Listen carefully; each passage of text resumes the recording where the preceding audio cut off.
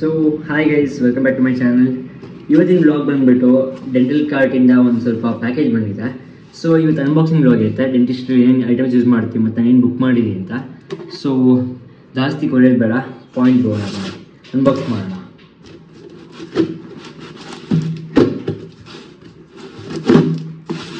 ಅದು ಸಿಸರ್ ಇದೆ, actually blade ಇಲ್ಲ, ಬ್ಲೇಡ್ ಕಾಣುತ್ತೆ. ಸೊ ಸಿಸರ್ ಅನ್ಬಾಕ್ಸ್ ಮಾಡೋಣ.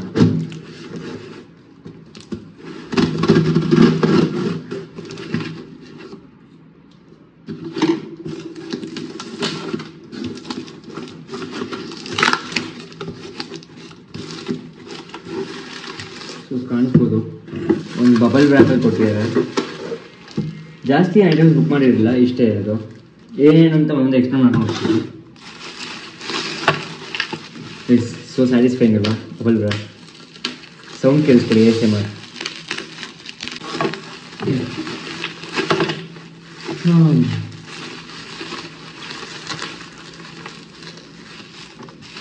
ಒಂದೊಂದೇ ಇವಾಗ ಎಕ್ಸ್ಪ್ಲೇನ್ ಮಾಡ್ಕೊಂಡು ಹೋಗೋಣ.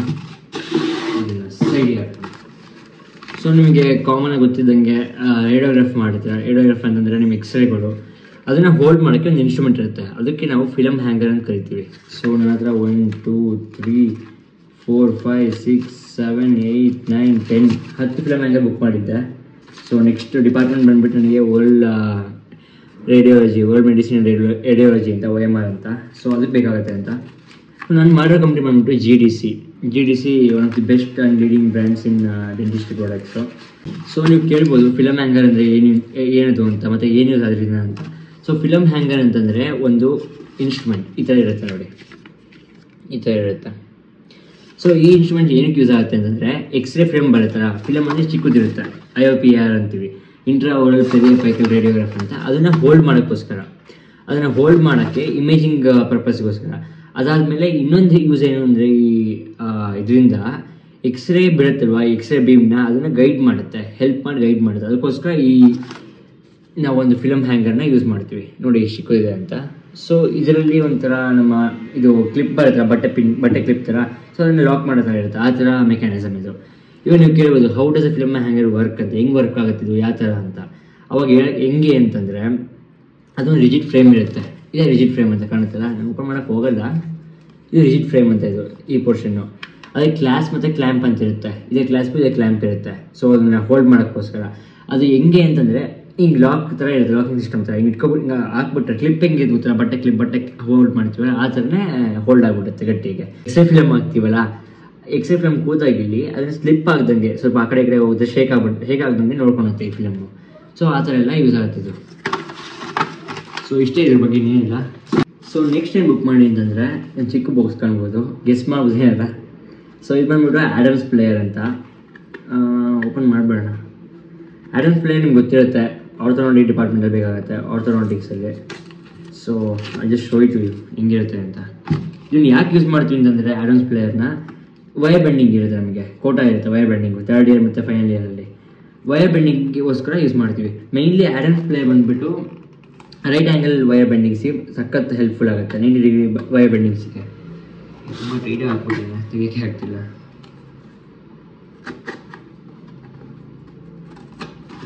ಹಾಂ, 90 ಡಿಗ್ರೀಸ್ ಬೆಂಡ್ ಮಾಡೋಕ್ಕೆ ಪ್ರೆಸೈಸ್ ಆ್ಯಂಗಲ್ ಬರೋಕ್ಕೋಸ್ಕರ.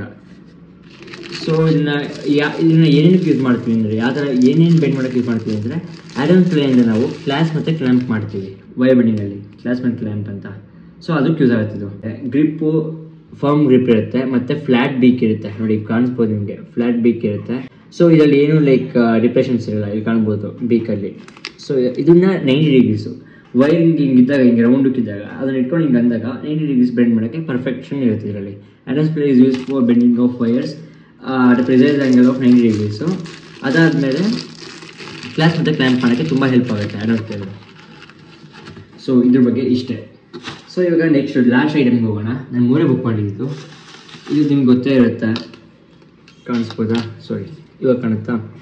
ಸೊ ಇದು ಬಂದುಬಿಟ್ಟು ಏರ್ ರೋಟರ್ ಅಂತ, ಏರ್ ರೋಟರ್ ವಿತ್ ಬರ್ಸ್ ಅಂತ. ಸೊ ಏನಕ್ಕೆ ಯೂಸ್ ಮಾಡ್ತೀವಿ ಏರ್ ರೋಟರ್ ಅಂತಂದರೆ, ಡೆಂಟಲ್ ಏರ್ ರೋಟರ್ ಇದು.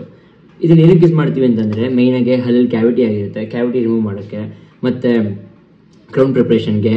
ಇದನ್ನು ಮೇಯ್ನ್ಲಿ ಇದ್ರ ಮೆಕ್ಯಾನಿಸಮ್ ಏನು ಅಂತಂದರೆ, ಏರ್ ಪ್ರೆಷರ್ನ ಯೂಸ್ ಮಾಡುತ್ತೆ. ಏರ್ ಪ್ರೆಷರ್ನ ಯೂಸ್ ಮಾಡಿಬಿಟ್ಟು ನಮ್ಮನ್ನು ಡ್ರಿಲ್ ಮಾಡುತ್ತೆ. ಇದಕ್ಕೆ ಏನಂತ ಅಂತಂದರೆ ಡೆಂಟಲ್ ಡ್ರಿಲ್ ಅಂತಾರೆ, ಇನ್ನೊಂದು ಥರ ಹೆಸರು ಇದಕ್ಕೆ. ಸೊ ಡೆಂಟಲ್ ಡ್ರಿಲ್ ಅಂತ ಬಂದರೆ ಏರ್ ಪ್ರೆಷರ್ ಯೂಸ್ ಮಾಡಿಬಿಟ್ಟು ನಮ್ಮನ್ನ ಕ್ಯಾವಿಟಿನ ತೆಗೆಯೋಕ್ಕೆ ಯೂಸ್ ಆಗುತ್ತೆ. ಸೊ ಇದು ಕಾಣಿಸ್ಬೋದು ನಿಮಗೆ, ಶಾರ್ಪ್ ಬ್ಲೇಡ್ ಕಾಣುತ್ತೆ, ಶಾರ್ಪ್ ಬರ್ ಕಾಣುತ್ತೆ. ಅದು ಬರ್ಸ್ ತುಂಬ ರೀತಿ ಬರ್ಸ್ ಇರುತ್ತೆ, ನಿಮಗೆ ಸ್ಟ್ರೈಟ್ ಬರ್ ಇರುತ್ತೆ, ಫಿಶರ್ ಬರ್ ಇರುತ್ತೆ, ಮತ್ತು ತುಂಬ ರೀತಿ ಬರ್ಸ್ ಇರುತ್ತೆ, ಅದನ್ನೇನು ಎಕ್ಸ್ಪ್ಲೇನ್ ಮಾಡೋಕ್ಕೆ ಹೋಗಲ್ಲ. ಸೊ ಇದು ಮೇನ್ಲಿ ಬಂದುಬಿಟ್ಟು ನಿಮಗೆ ಕ್ಯಾವಿಟಿ ತೆಗೆಯೋಕ್ಕೆ ಹೇಳಿದ್ರೆ ಆ ಥರನೇ. ಇದು ತುಂಬ ಹೈ ಸ್ಪೀಡಲ್ಲಿ ಓಡ್ತಿರುತ್ತೆ. ಸೊ ನೀವು ತುಂಬ ಹುಷಾರಾಗಿ ಯೂಸ್ ಮಾಡಬೇಕು. So this is not micrometer, this is airotor. Micrometer ಅಂದರೆ ಇನ್ನೊಂದು ಥರ ಬರುತ್ತೆ, ಅದು ಪ್ರೀ ಕ್ಲಿನಿಕಲ್ಸ್ ಯೂಸ್ ಮಾಡ್ತೀವಿ, ಇದು ಪೇಷಂಟ್ ಮೇಲೆ ಯೂಸ್ ಮಾಡ್ತೀವಿ. ಏರೋಟರ್ ಅಂತ ಏರ್ ಪ್ರೆಷರ್ ಯೂಸ್ ಮಾಡಿಬಿಟ್ಟು. ಸೊ ನೀವು ಕೇಳ್ಬೋದು ಏರೋಟರ್ ಮತ್ತು ಹ್ಯಾಂಡ್ ಪೀಸ್ ಏನಕ್ಕೆ ಯೂಸ್ ಆಗುತ್ತೆ ಅಂತ. ಇದು ಮೈನ್ಲಿ ಬಂದುಬಿಟ್ಟು ಫಸ್ಟ್ ಮೋಸ್ಟ್ ಪ್ರಯಾರಿಟಿಗೆ ಇದು ಕೊಡಬೇಕು ಅಂತಂದರೆ ಕ್ಯಾವಿಟಿ ಪ್ರಿಪ್ರೇಷನ್ಗೆ. ನಿಮ್ಮ ಕ್ಯಾವಿಟಿ ಆಗಿರುತ್ತೆ ಹಲ್ಲಲ್ಲಿ, ಅದನ್ನು ಪ್ರಿಪೇರ್ ಮಾಡೋಕ್ಕೆ, ಲೈಕ್ ಅದನ್ನು ತೆಗೆಯೋಕ್ಕೆ ಕ್ಯಾವಿಟಿ ಪ್ರಿಪ್ರೇಷನ್ ಅಥವಾ ಡೆಂಟಲ್ ಕೇಸ್ ತೆಗೆಯೋಕ್ಕೋಸ್ಕರ ಕನ್ಸರ್ವೇಟಿವ್ ಡಿಪಾರ್ಟ್ಮೆಂಟಲ್ಲಿ ಯೂಸ್ ಮಾಡ್ತಾರೆ. ಸೆಕೆಂಡ್ ಬಂದುಬಿಟ್ಟು ಟೂತ್ ರಿಡಕ್ಷನ್ ಅಂತ. ಇದೆಯಲ್ಲ ಈ ಏರೋಟರ್, ಟೂತ್ ರಿಡಕ್ಷನ್ ಅಂದರೆ ಹಲ್ಲನ್ನ ರಿಡ್ಯೂಸ್ ಮಾಡೋಕ್ಕೆ ರಿಡಕ್ಷನ್, ಮತ್ತು ಕ್ರೌನ್ ಪ್ಲೇಸ್ಮೆಂಟಿಗೆ. ಕ್ರೌನ್ನ ಶೇಪ್ ಮಾಡ್ತಾರೆ, ಕ್ರೌನ್ ಕಟಿಂಗ್ ಅಂತ ಅಂತೀವಿ ನಾವು ಪ್ರಾಸೋನಾಲಜಿ ಡಿಪಾರ್ಟ್ಮೆಂಟಲ್ಲಿ, ಕ್ರೌನ್ ಕಟಿಂಗ್ ಅಂತೀವಿ, ಅದಕ್ಕೋಸ್ಕರ ಯೂಸ್ ಮಾಡ್ತಾರೆ ಇದನ್ನು. ಥರ್ಡ್ ಬಂದುಬಿಟ್ಟು ನಿಮಗೆ ಮೊದಲೆಲ್ಲ ಫಿಲ್ಲಿಂಗ್ಸ್ ಮಾಡಿರ್ತೀರ, ಹ್ಯಾಂಡ್ ಪೀಸಲ್ಲಿ ತೆಗೋಕ್ಕಾಗಲ್ಲ, ಅಥವಾ ನಾರ್ಮಲ್ ರೋಟರಿ ಇನ್ಸ್ಟ್ರೂಮೆಂಟ್ಸ್ ಆಗಲಿ ತೆಗೋಕ್ಕಾಗಲ್ಲ, ಹಿಂಗೆ ಹಾಕಿ ಪೇಷಂಟ್ಗೆ ಡಿಸ್ಕಂಫರ್ಟ್ ಆಗುತ್ತೆ. ಸೊ ಇದು ಏನಿಲ್ಲ, ಏರ್ ಪ್ರೆಷರ್ ಬಿಟ್ಬಿಟ್ಟು ಪಟ್ ಅಂತ ತೆಗೆಯೋದು. ಇದು ಏನಕ್ಕೆ ಅಂತಂದರೆ removes old filling and old restoration very easily. ಇದರಿಂದ ಲಾಸ್ಟ್ ಆ್ಯಂಡ್ ಫಾರ್ಮೋಸ್ಟ್ ಬಂದುಬಿಟ್ಟು ಸ್ಟೇಪಿಂಗ್ ಟೂತ್ ರೆಸ್ಟೋರೇಷನ್, ಅದು ಸ್ಟೇಪಿಂಗ್ ಟೂತ್ ಸ್ಟ್ರಕ್ಚರ್ ಅಂತಷ್ಟೇ. ಟೀತ್ನ ಒಳ್ಳೆ ಸ್ಟ್ರಕ್ಚರ್ ಕೊಡೋಕ್ಕೆ ಅಥವಾ ಕ್ರೌನ್ ಕಟಿಂಗ್ ಮಾಡೋಕ್ಕೆ ಯೂಸ್ ಮಾಡ್ತೀವಿ ಇದನ್ನು ಏರೋಟರ್. ಸೊ ಇದರಲ್ಲಿ ಏರೋಟರಲ್ಲಿ ಬರೀ ಏರೋಟರ್ ಅಂತಲ್ಲ, ಏರೋಟರ್ 2 ಟೈಪ್ಸ್ ಏರೋಟರ್ ಬರುತ್ತೆ. ಒಂದು ಬಂದುಬಿಟ್ಟು ಸ್ಟ್ಯಾಂಡರ್ಡ್ ಏರೋಟರ್ ಅಂತ. ಸ್ಟ್ಯಾಂಡರ್ಡ್ ಏರೋಟರ್ ಅಂತಂದರೆ normal dental procedure, cavity preparation ಅದು ಸ್ಲೋ ಅಂದರೆ ಲೈಕ್ ನಾರ್ಮಲ್ ಇದಕ್ಕೋಸ್ಕರ ಇರುತ್ತೆ. ಎರಡನೇದು ಬಂದುಬಿಟ್ಟು ಸೂಪರ್ ಟಾರ್ಕ್ ಏರೋಟರ್ ಅಂತ. ಸೂಪರ್ ಟಾರ್ಕ್ ಏರೋಟರ್ ಅಂದರೆ ನಿಮಗೆ ಮೇಯ್ನ್ಲಿ ಡೀಪ್ ಸರ್ಜರಿ ಇದು ಮಾಡೋಕ್ಕೆ, ಅಥವಾ ಲಾರ್ಜ್ ಕ್ರೌನ್ ಪ್ರಿಪ್ರೇಷನ್ಗೆ, ಅಥವಾ ಹೆವಿ ಡ್ಯೂಟಿ ಟಾಸ್ಕ್ ಮಾಡೋಕ್ಕೆ ಯೂಸ್ ಮಾಡ್ತಾರೆ. ಸೊ ಇವತ್ತಿನ ವಿಡಿಯೋ ಇಷ್ಟೇ. ನಾನು ಸ್ವಲ್ಪ ಏನು ಬುಕ್ ಮಾಡಿದ್ದೆ ಅಷ್ಟು ಎಕ್ಸ್ಪ್ಲೇನ್ ಮಾಡಿದ್ದೀನಿ. ಎಕ್ಸ್ಪ್ಲನೇಷನ್ ನಿಮ್ಗೆ ಇಷ್ಟ ಆಯಿತು ಅಂದ್ಕೊಡ್ತೀನಿ. ಸೊ ಹೆಲ್ಪ್ ಆದರೆ ನಿಮಗೆ ಎಕ್ಸ್ಪ್ಲನೇಷನಿಂದ ಕಮೆಂಟ್ ಮಾಡಿ. ಮತ್ತು ಈ ವಿಡಿಯೋಗಿಲ್ಲೇ ಎಂಡ್ ಮಾಡೋಣ. ನೋಡಿರ್ಬೋದು 3 ಐಟಮ್ ಆಡಮ್ಸ್ ಸ್ಪ್ರೇ ಅಲ್ಲಿದೆ. ಸೊ ಈ ವಿಡಿಯೋ ನಿಮ್ಗೆ ಇಷ್ಟ ಆಗಿದೆ ಲೈಕ್ ಮತ್ತು ಶೇರ್ ಮಾಡಿ. ನಿಮ್ಮ ಡೆಂಟಲ್ ಸ್ಟೂಡೆಂಟ್ಸ್ ಅಥವಾ ನಿಮ್ಮ ಮೆಡಿಕಲ್ ಸ್ಟೂಡೆಂಟ್ಸ್ ಇದ್ದರೆ ಶೇರ್ ಮಾಡಿ ಸಬ್ಸ್ಕ್ರೈಬ್ ಮಾಡ್ಕೊಳಕ್ಕೆ ಹೇಳಿ. ಕನ್ನಡ ವ್ಲಾಗ್ಸ್ ಅಂತ ಸ್ವಲ್ಪ ಹೆಲ್ಪ್ ಮಾಡಿ, ಸಪೋರ್ಟ್ ಮಾಡಿ ಅಂತ ಈ ವಿಡಿಯೋಗಿಲ್ಲೇ ಎಂಡ್ ಮಾಡೋಣ. Thank you so much for watching guys. Next vlog ಸಿಗೋಣ. ಬಾಯ್.